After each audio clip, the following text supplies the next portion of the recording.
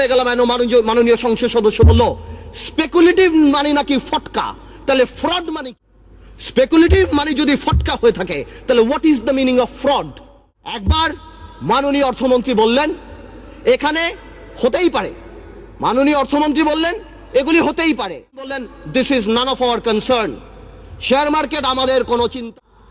সরকারের তরফ থেকে তা বলা হলো এতে বিরোধী দল দায়ী। এই কথাগুলি শেয়ার মার্কেটকে অ্যাগ্রাভেট করেছে। তারা ট্রান্সফর্মার লাগিয়েছে, এটা লাগিয়েছে, ওটিয়ে লাগিয়েছে, কোনো লাভ নাই। তারা ডেকে এনে মানুষ 30 থেকে 40 হাজার কোটি টাকা বিদেশে চলে গেছে। মাননীয় স্পিকার, গত 2 লক্ষ বিও অ্যাকাউন্ট হয়েছে, এর আগে আরো 20 লক্ষ ছিল, এর মধ্যে 8 লক্ষ মা বোনেরা। মাননীয় স্পিকার, আমার যদি বিও অ্যাকাউন্ট থাকে, if I have a BO account, naturally my mother, my sister, আমার উপর ডিপেন্ডেন্ট থাকে। এক বিও অ্যাকাউন্ট দিয়ে 5 জন, 6 জন, 10 জন কাজ করে। বাংলাদেশে কোনো ব্যবসা বাণিজ্য এখন নেই, সারা পৃথিবীতে মন্দা। সবাই 2 লাখ টাকা, 5 লাখ টাকা ইনভেস্ট করে 5,000 টাকা কামাই করার জন্য চেষ্টা করেছে।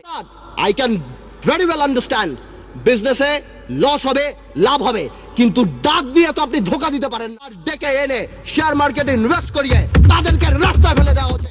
লোক যদি স্বাধীনতা যুদ্ধে মারা যায় মাননীয় স্পিকার, তাহলে 30 লক্ষ লোক এই আওয়ামী লীগ আমলে ফকির হয়েছে মাননীয় স্পিকার।